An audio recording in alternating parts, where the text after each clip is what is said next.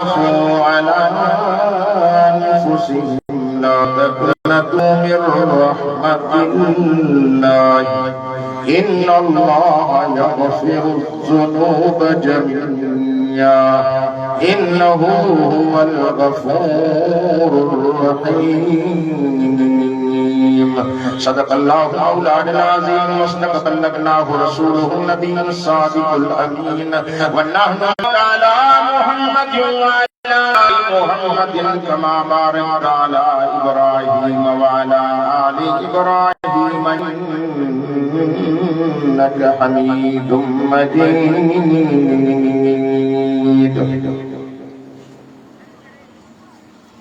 अज तहफ़ February 2025 vote कजना शहर में तालुको खानपुर जिलो शिकारपुर मुजाहिद इस्लाम सोनो खान शरजी हुकूमत की तामीर कंदे मौलाना हमादुल्लाह अब्दुल्ला जी जलसे में तमाम दोस्तों की ज़ियारत जो रब से मौक़े नसीब फरमाए असां जो मोहसिन प्यारो भा मौलाना अब्दुल गनी रहमतुल्लाह अलैहि अल्लाह उनकी कब्र ते करोड़े रहमत वसाए जिन जे वञण खां पोइ जलसा बंद न थिया आहिनि उन जी महिनत जारी आहे अज़ीज़ो ही 4 ॾींहं जी ज़िंदगी अथव असांखे बि हीअ दुनिया छॾणी आहे हिकु मुल्क छॾणो आहे उन क़ब्र में सुम्हणो आहे पर अकेलो रहणो आहे पोइ क़यामत जी जेतिरा साल रखणो आहे 1000 साल रहाए रब की मर्जी लखे साल रहाए करोड़े साल रहाए रब की मर्जी जैसी थी क़यामत अचे तहां असांखे क़ब्र में अकेलो सुम्हणो आहे उन क़ब्र जे लाइ बि कुझु तयारी कयो उन जे लाइ बि कुझु सामान ठाहियो हिते रहण न आया हो मंज़िल अॻियां उन मंज़िल जी तयारी कयो ऐं रब रोज़ानो असांखे सॼी दी आहे नालो वठी पवंदी आहे हो फलाणा फलाणे जा पुट मुंहिंजे मथां मस्ती गुरूर ऐं तकबर करे घुमण वारा मां कफन फाड़े छॾे कबर थी चवे मां हॾा भनी छॾींदी आहियां लिंग चकना चूर करे छॾींदी आहियां मुंहिंजे अंदरि अचे त सुहिणा पल खणी अचां मां ॾिसण में मिट्टी जो खॾो आहियां पर तो जला जन्नत जे क़ुरान सां यारी रखो अॼु यकीनन इंशाअल्लाह ताला झंग घर में अलफजल एगो साउंड जे ज़रिए तव्हांजो आवाज़ पहुचंदो हूंदो अॼु गाजण कान शर जे कोठ में जलसो आहे पर लाउड हलाइण वारो उस्ताद अब्दुल हमीद बिरोहिया जो सुभान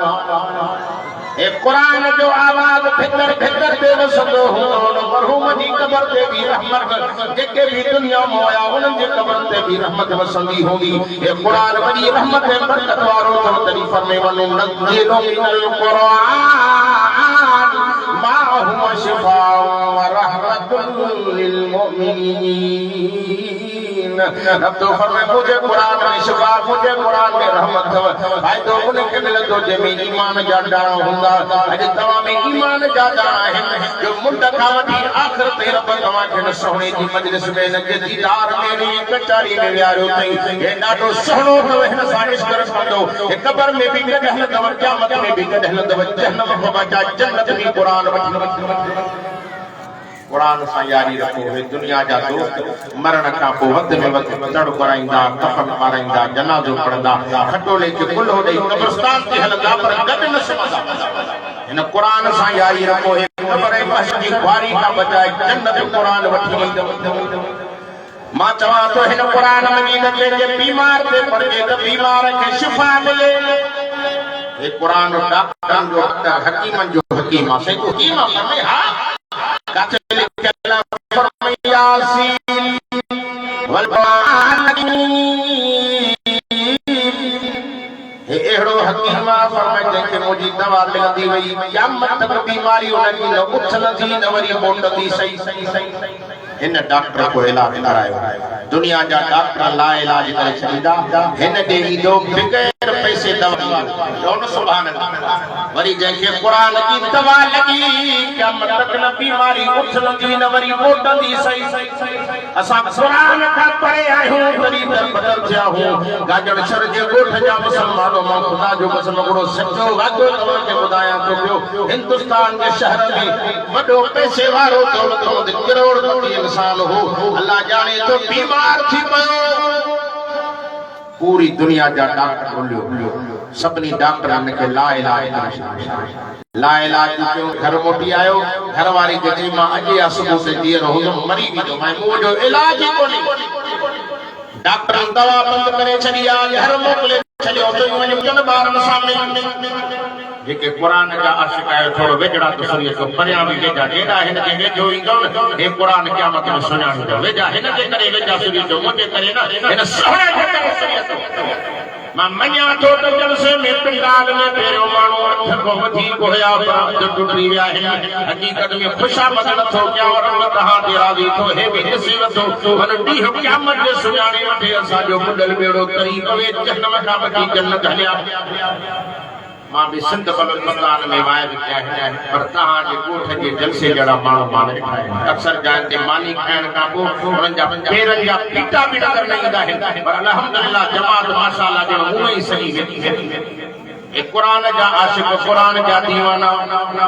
घर के घरवारी के हाने मेहरबानी कर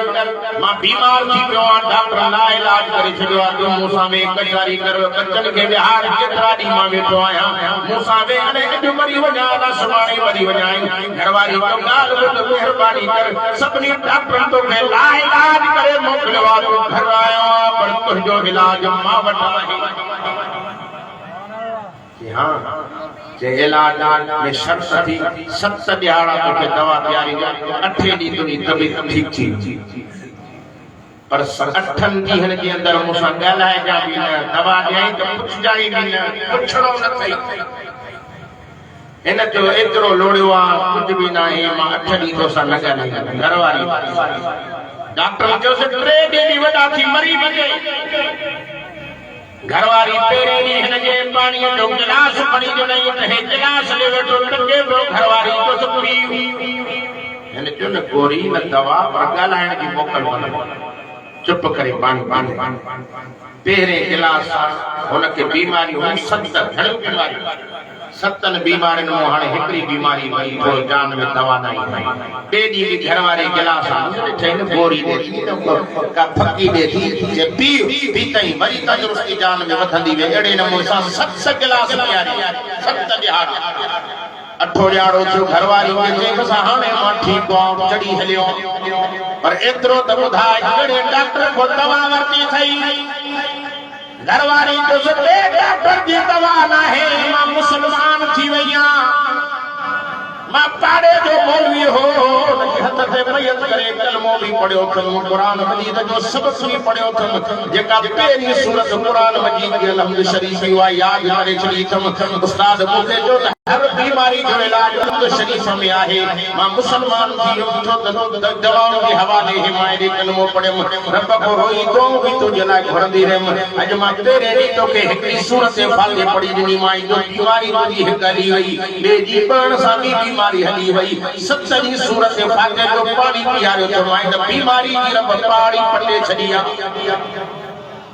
गैर मुस्लिम हिंदू जेकॾहिं कुरान शरीफ जो पढ़ियल पानी पिए उनजी बीमारी वई असां मुसलमान कुरान को पढ़े आहियूं तॾहिं तर मदद कया कुरान के वायद जला टाइम न कुरान की महफिल में अचण जला टाइम न आहे मुसलमानो है खबर है क्या मजो संगीत में कुरान मजीद से मोहब्बत जो बच्चन के कुरान पढ़ायो औलाद के कुरान पढ़ायो मूंखे तो वाह जो खुशी थी आ त मौलाना अब्दुल गनी रहमतुल्लाह अलैह दुनिया में वियो पर पोयो बचड़े के मदरसे में छॾे उहो भी आलिम ऐं हाफ़िज़ बणजी आयो गोठ जवारन जला वडी बीमारी जंजो बच्चो कुरान पढ़े खुदा जो कसम है गोठ ते कुरान मजीद वारो कुरान पढ़े त रहमत जो मत फुड़े दिया बी हो अज मर्द ते रहमत और ते रहमत मित्र ते रहमत खपन ते रहमत पर कब्र वारन जे मथो बी रहमत थी वसे अचो जिंदगी दे को घर वसो सवेन कुरान से मोहब्बत जो बच्चन के कुरान पढ़ायो मां तो दोस्तन के हर जगह दे जो है दुनिया की तालीम सदाई पढ़ायो पर मरण का बोया तालीम कब्र में न हलतन या डिग्री कब्र में न हलतन ओ काजर खान शर से गोठ के जलसे में अचणवारो कुरान वाली डिग्री के कुरान जो हाफिज आलिम ये डिग्री कब्र में निशान शायरा तो बच्चन के पढ़ाई नथा गला हम कुरान किथे पढ़ाए को काथे पढ़ाए यूनिवर्सिटी में मदरसन में मदरसो मुहम्मदी यूनिवर्सिटी थव इन मदरसन में हजारे बेदीन दीनदार पढ़ी विया जाहिलन जा बच्चा कुरान जा हाफ़िज़ ऐं आलिम ऐं कारी पढ़ी विया कोशिश कयो त पंहिंजनि बच्चनि खे मदरसन में छॾियो त दीन पढ़नि मुहम्मदी दीन पढ़नि त बेड़ा ई पार अज़ीज़ दोस्तों ऐं मुंहिंजा प्यारा भाई मुझे अर्ज करण जो मकसद इहो त कुरान सां मोहब्बत रखो क़बर जो बि संदी त क़यामत जो बि संदी जेसी त चुप करे न वेहंदो जेसी त तव्हां सां मेरन कंदन खे बख़राज जन्नत वठी न ॾींदो जो इंशाअल्लाह पंहिंजनि बच्चनि खे कुरान पढ़ाईंदासीं खुदा जी ज़ात जो समा औलाद नेक छॾे वियो हाफ़िज़ छॾे वियो आलिम छॾे वियो उन मेहनत कई ॻोठ ते ॿारनि खे पढ़ाई खोड़ हाफ़िज़ ऐं आलिम उनजी मेहनत सां तयारु थिया उहे मरी विया वरी ॿिया पैदा थिया उहे मरी विया वरी ॿिया पैदा थिया जेसीं ताईं सवाब जो कमु हलंदो रहंदो उन जवान खे मिलंदो रहंदो जो मेहनत करे ही बुनियाद मां दिली दुआ करण आयो आहियां त अल्लाह ताला इन ॻोठ जे मर्दनि ते मायुनि ते अमड़नि ते न्याणियुनि ते राज़ी थिए जेके क़ुरान जी मजलिस में ज़िंदगीअ जे ख़ैर ख़ैरात में हिसो वरितो मां यकीनन चवां थो इनजो ज़रे ज़रे जो बदिलो रब उनखे महशर जे मैदान में ॾींदो हे महीनो शाबान जो महीनो आहे मां कहिड़ो महीनो आहे कहिड़ो इन खां पोइ कहिड़ो महीनो ईंदो अॻ में भी साईं मौलाना मोहम्मद यूसुफ रहमतुल्लाह अलैह जा फर्ज़ंद हज़रत मौलाना साईं इनायतुल्लाह ताला साहब तव्हांखे रमज़ान जो रहमतूं बरकतूं ॿुधाए रहिया ऐं महीनो बि रमज़ान जो अचण वारो आहे इन महीने जे लाइ मुसलमान जो हमेशह तयार आहे आयो तयार या न मोमिन चवंदा मौला रमज़ान अचे तो रोज़ा भी रखो तरावियूं भी पढ़ूं क़ुरान जा ख़तम भी कढूं वरी हिन महीने में अॼु 11 शाबान चईं ॾींहंनि खां पोइ उहा जेका रात ईंदी जेका 15 शाबान जी रात उन रात मलाइकतो असांजो लिस्टूं तयार कंदा आहिनि असांजो नालो अॻे साल में जेके मरंदा उनजो नालो दर्ज थींदो त फलाणो हिन साल में मरंदो किन जो मथे साल में लिस्ट में नालो आयल हूंदो मतिलबु 15 शाबान खां अॻ में न हलियो वञे कुझु रब खे राज़ी कर मन रुठल राज़ी थी जन्नत जो फ़ैसिलो करे हेॾे लिस्टूं तयार थिया केतिरो तकलीफ़ूं ईंदियूं घणा मरंदा घणा जीअंदा हे वरी हिन साल में ट्रपा थो वॾीअ ॾारो काफ़र जो मोकारो नंढनि ॿारनि जी मोहबतियूं फलूसण हलाया पर अछियुनि ॾाढ़ियुनि वारा बि ठका वही गैर मुस्लिम कंदा आहिनि मुसलमान न वॼाईंदा आहिनि फ़ुज़ूल ख़र्च गैर मुस्लिम करनि मुसलमान छो ख़र्च करे छो फ़ुज़ूल करनि रब पैसो ॾेनि ताक़त ॾेनि दुनिया राज जो जागी माण्हुनि खे घुराए करे राज जो जागराए करे नफ़िल ज़िक्र अज़कार कराए असुर जे टेवतुनि खे रोज़ो रखाए छॾे पोइ ॾिस त ख़ुदा जी रहमतुनि जो कीअं वॾो फुड़ियो पियो थो कुरान तो फरमाए इन्नल मुबज़्ज़िरीन कानू इख़वान शयातीन फरमाए फुज़ूल ख़र्च करण वारा शैतान जा भाइर आहिनि मां दुआ करण आयो आहियां अल्लाह ताला असांखे शैतान को ला तालगी जो ऐलान करण जी तौफ़ीक़ अता फरमाए जो असां शैतान सां यारी रखंदासीं रब रहमान सां यारी रखंदासीं वाक़ियो तो अचे हज़रत ईसा अलैहिस्सलाम भी रस्ते सां वञे तो सफ़र के दौरान हिकिड़े जबल ते नज़र अचे जबल ॾाढो सुहिणो ॾाढो हसीन जबल खीर खां वधीक अछो हो ॾिसी करे चयो मुंहिंजा रब इन खां वधीक हसीन जबल मां ज़िंदगी में ॾिठो ई न आहे रब तो फरमाई ईसा जी मुंहिंजा रब इन जबल में तकींदो रहो हिनमें तोखे ॿियो कुदरत जो नक्शो थो करिश्मो ॾेखारियां अगर तॾहिं कोई जबल पग थी वियो जबल जे पेट में ॾिसे कंदड़ ॿियो जबल आहे उहो अञा बि वधीक सुहिणो खीर खां वधीक अछो हज़रत ईसा नबी तो फरमाए मां तकींदो रहिमर फरमाई ईसा जी रब खे अञा बि जबल जे निहार तकींदो रहो जबल जे पेट में जेको जबल हो जबल जे पेट खे हीअं जूं चीर थियो फाटो अंदर जेको इंसान वेठो आहे जो रब जी इबादत में मसरूफ़ आहे नफ़लन में बीठो अब हेॾे माॾे तवजो कयो उथण जी बीमारी ग़लत आहे हे क़ुरान जो जलसो आहे कंहिं मलाखड़ो नाहे वॾेरे जी सरदार जी मजलिस में वेहंदो आहे त चुरपुर न कंदो त सरदार कावड़जी न वञे पर हे कावड़जी वियो त क़यामत कारी थी हिन जी इज़त करे हे क़ुरान रब खे प्यारो थी पढ़ण वारा भी प्यारा त ॿुधण वारा भी प्यारा मां दिली दुआ करण आयो आहियां त रब साईं असांखे क़ुरान सां सचो इश्क़ सचो प्यार नसीब करे आमीन ईसा अलैहिस्सलाम ॾिठो त नफ़लनि में बीठो आहे, ॾिसी करे दिमाग़ जो वॾियूं इन जूं नेकियूं हूंदियूं जेको जबल जे अंदरि, जबल जे पेट में वरी ॿिए जबल जे पेट में निकितो आयो, रब जी तारीफ़ थो करे, ॾींहुं सलाम वरायो। ईसा नबी फरमाए, मां पुछियोमांसि अल्लाह जबाना हिन पत्थर में तोखे घणा साल थिया आहिनि? जे मूंखे 400 साल गुज़री विया आहिनि। घणा साल साईं? 400 साल। इंसानी दिमाग पुछा के भला छा खाईंदो आहे पत्थर के अंदर? ही ताज़ो अंगूर जो गोशो खणी ॾेखारे, मुंहिंजो रब रोज़ मूंखे अंगूर खाराईंदो। ईसा नबी हिकदम सजदे में किरी रोण वेठो, रब इन्ही का वधीक आबिद ज़ाहिद मुत्तक़ी केरु हूंदो जे 400 साल पत्थर में रही तो रब जी तारीफ़ कई आहे। असां दुनिया जी कहिड़ी शइ आहे जेका न खाधी आहे? ॻाल्हायो दुनिया जा मेवा असां खाधासीं,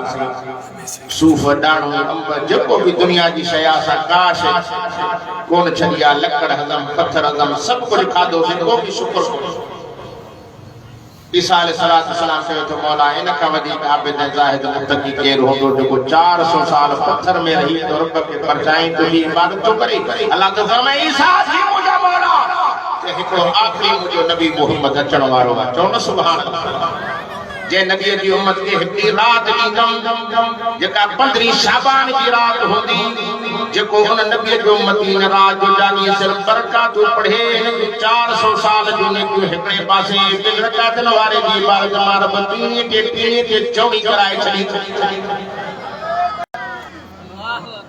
को शाइर आहे इन राति जो जागंदा। असां त शहरनि में वेठा आहियूं, तव्हां त पाराड़ी जा नेक साले इंसान आहियो।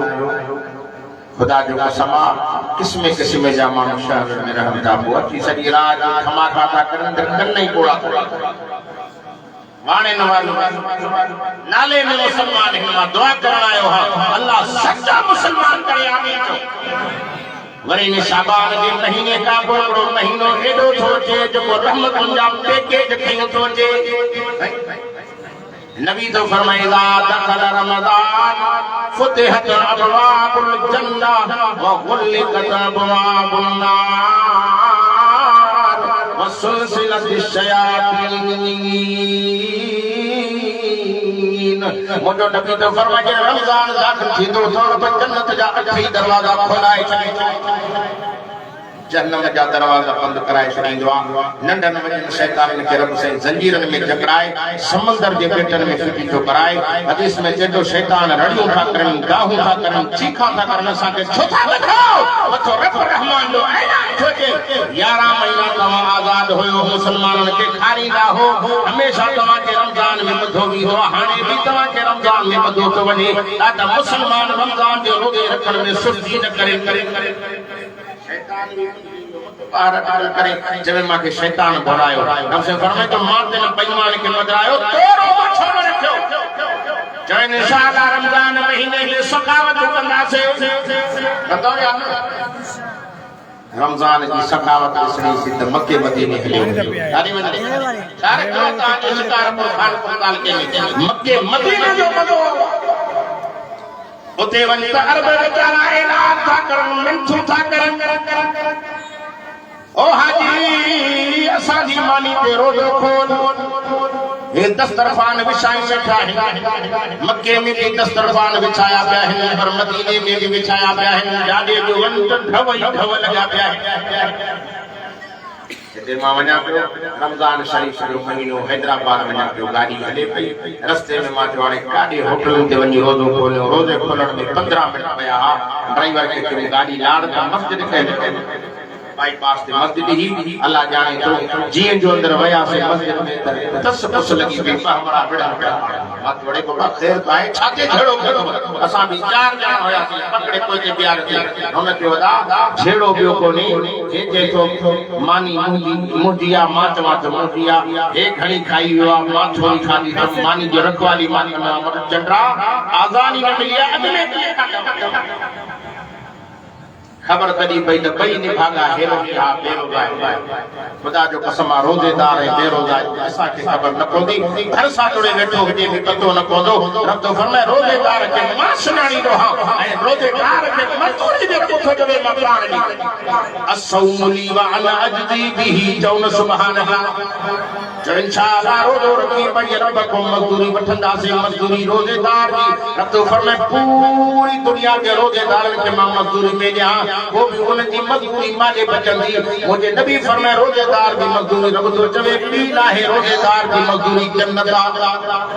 सोने चांदी सां दुनिया सां भरे ॾियां रोज़ेदार के को भी मजदूरी अञा वॾी अथनि मालूम छो त रोज़ेदार जे लाइ अल्लाह से मजदूरी जन्नत रखी आहे जे जन्नत में मज़ा ई मज़ा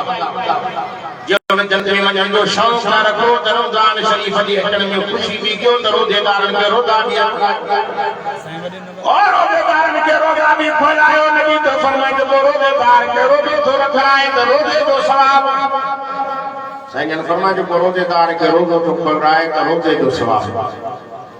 साहबा जो या रसूलुल्लाह सल्लल्लाहु अलैहि वसल्लम के वटे मानी जे को पाण फरमाए त मानी न हुजे खारक जो दाणो हुजे साहबा जो से खारक न हुजे को फरमाए लस्सी जो ढुक हुजे खीर जो ढुक हुजे साहबा जो से ये शयूं न हुजन को त महरूम थी वेंदो न पाण फरमाए त फिके पानी सां रोज़ेदार जो रोज़ो खोलाईंदो को भी रोज़े जो सवाब मिली वेंदो केॾी अल्लाह जी महिरबानी आहे वो 11 महीना कयो दरवाज़ो खड़कायो महिरबानी कर भुख लगी आहे तुला बड़ा छितो थियो आहे छा माल मानी आहे हे टाइम